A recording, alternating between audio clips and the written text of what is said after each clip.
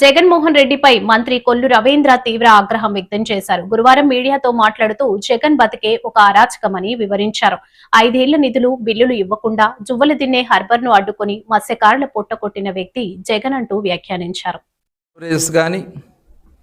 వాళ్ళకి కావాల్సినటువంటి వలలు కానీ ఇవన్నీ కూడా భద్రపరచుకోవడానికి గదులు కానీ అక్కడ ఒక సొఫిస్టికేటెడ్ ఫిషింగ్ హార్బర్ నిర్మాణం జరిగింది.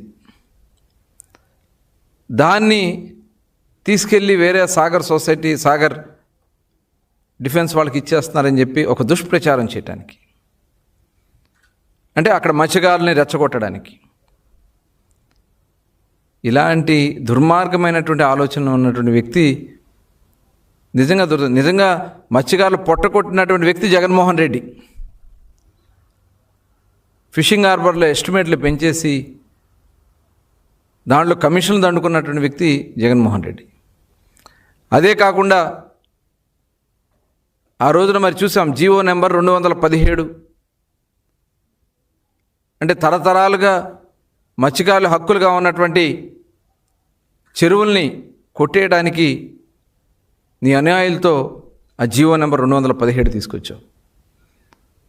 మరి మా కూటమి ప్రభుత్వం వచ్చిన వెంటనే ఆ జీవో నెంబర్ 217ని రద్దు చేశాం. మళ్ళీ మత్స్యకారులకి ఆ భూములు చెందేలాగా చేశాం. మరి ఆ రోజున మొట్టమొదట బ్యాన్ పీరియడ్లో డబ్బులకి శ్రీకారం చుట్టింది తెలుగుదేశం. ఆనాడు గౌరవనీయులు నారా చంద్రబాబు నాయుడు గారు 50 సంవత్సరాలకి వీళ్ళు సముద్రంలో వేట చేయలేకపోతున్నారని చెప్పి 50 సంవత్సరాలకు పెన్షన్ ఇప్పించాం. వేట నిషేధ సమయంలో 4,000తో స్టార్ట్ అయ్యి వాళ్ళు 20,000 రూపాయలు ఇస్తున్నాం. అలాగే ఆయిల్ సబ్సిడీ ఇస్తున్నాం. వేటకెళ్ళి చనిపోయిన దాదాపు 90 మంది చనిపోతే వాళ్ళకి 5 సంవత్సరాలు ఒక్క పైసా ఇవ్వలేదు మీరు. డెత్ సర్టిఫికెట్ల పేరుతో వాళ్ళని ఇబ్బంది పెట్టారు. ఇవాళ కూటమి ప్రభుత్వం వచ్చిన వెంటనే ఏదైతే మత్స్యకారులకు చనిపోయిన వాళ్ళకి ఇవ్వాల్సిన డబ్బులు గౌరవ వ్యవసాయ మత్స్యశాఖ మంత్రిగా ఉన్నటువంటి అచ్చెన్నాయుడు గారు ఇమీడియట్గా రిలీజ్ చేసి ఇవ్వడం జరిగింది. ఇవాళ ఈ కూటమి ప్రభుత్వం ఒక చిత్తశుద్ధితో పనిచేస్తూ ఉన్నాం. మీరు అక్కడ జరిగినటువంటి సంఘటన చూస్తాం, నిజంగా చాలా బాధ అనిపిస్తూ ఉంది. తమిళనాడు బోట్లకు సంబంధించి మీరు చేసినటువంటి కారణాల వల్లే 2017లో ఆ బోట్లన్నీ ఏర్పాటు చేసి మెరైన్ బోట్స్ గస్తీ తిరిగి ఏర్పాటు చేసినటువంటి బోట్లని మీరు అధికారంలోకి వచ్చాక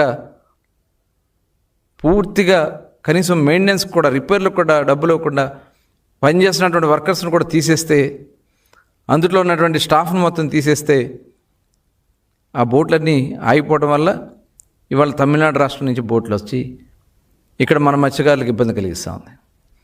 ఈ విషయం తెలిసిన వెంటనే గౌరవ ముఖ్యమంత్రి చంద్రబాబు నాయుడు గారు, అలాగే యువ నాయకుడు నారా లోకేష్ గారు అందరినీ కూడా ఆదేశించి అటు బాపట్ల నుంచి నెల్లూరు జిల్లా, అలాగే తిరుపతి జిల్లా 3 జిల్లాలకు సంబంధించినటువంటి అధికారులను అప్రమత్తం చేసి అక్కడ ఇమ్మీడియట్గా స్పీడ్ బోట్లు ఏర్పాటు చేయండి అని చెప్పి బోట్లు ఏర్పాటు చేసాం. వాళ్ళు ఒక 4 బోట్లు కూడా పట్టుకోవడం కూడా జరిగింది.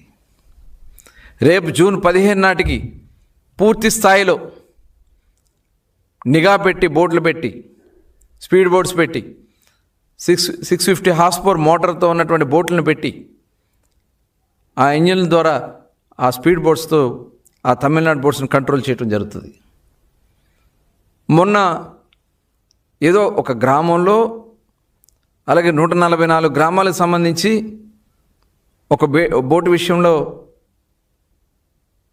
తమిళనాడు బోట్ని వదిలేశారనేది వాళ్ళు గ్రామాల మధ్యన డిస్కషన్ జరుగుతూ ఉంటే దాన్ని కూడా రాజకీయం చేయాలని మీరు ప్రయత్నం చేయటం, ఇదేదో లోకేష్ గారు వచ్చాక ఆ బోట్ వెళ్ళిపోయిందని చెప్పి దుష్ప్రచారం చేయటం, దీంట్లో చంద్రబాబు నాయుడు గారి పాత్ర ఉందని ఏంటి మీరు మాట్లాడే భాష? ప్రతిదీ రాజకీయం చేయటమేనా? వాళ్ళు క్లియర్గా చెప్పారు, ఇది మా గ్రామ సమస్య, మా గ్రామాల సమస్య, మా గ్రామ కాపుల సమస్య, మేము కూర్చొని చర్చించుకుంటాం, మేము గౌరవించాం, మీరు ఏది ఆదేశిస్తే అది చేయడానికి మేము సిద్ధం అని చెప్పాం. ఆ రకంగానే వాళ్ళు సభ పెట్టుకున్నారు. అలా ఉన్నటువంటి దీని ప్రకారం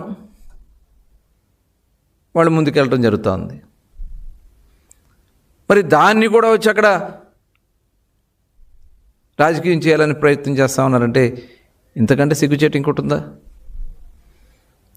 ఇవాళ ఇక్కడ సాగర్ డిఫెన్స్కి సంబంధించినటువంటి సంస్థ, కేంద్ర ప్రభుత్వం అనుమతితో వచ్చినటువంటి సంస్థ, వాళ్ళు ఎంఎస్ఎంఈ పార్క్గా ఉన్నటువంటి ప్రాంతంలో వాళ్ళకి 22 ఎకరాలు ఇచ్చి ఈ జట్టిలో కేవలం 170 మీటర్లు మాత్రమే, 901 మీటర్లు ఉన్నటువంటి జట్టిలో 170 మీటర్లు సాగర్ డిఫెన్స్ వాళ్ళకి ఇస్తే మొత్తం ఫిషింగ్ హార్బరే వాళ్ళకి ఇచ్చేసారని చెప్పి మాట్లాడుతూ ఉంటే ఏం మాట్లాడాలి? మీకు దేశం అంటే భక్తి లేదు.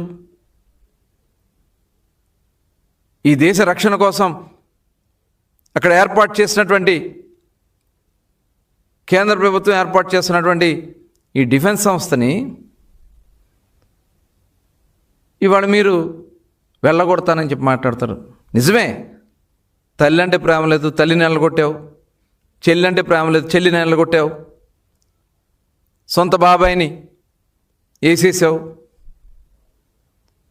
రాష్ట్రం అంటే రాష్ట్ర ప్రజలు ఓడేలేదు కాబట్టి రాష్ట్రం నాశనం అయిపోవాలని కోరుకుంటున్నావు. చివరికి దేశం అంటే కూడా భక్తి లేనటువంటి ఒక దుర్మార్గమైనటువంటి ఆలోచన ఉన్నటువంటి వ్యక్తి జగన్మోహన్ రెడ్డి. ఈ దేశ రక్షణ కోసం ఇవాళ ప్రాణాలు అర్పిస్తూ ఉన్నారు బోర్డర్లో మన సైనిక సోదరులు.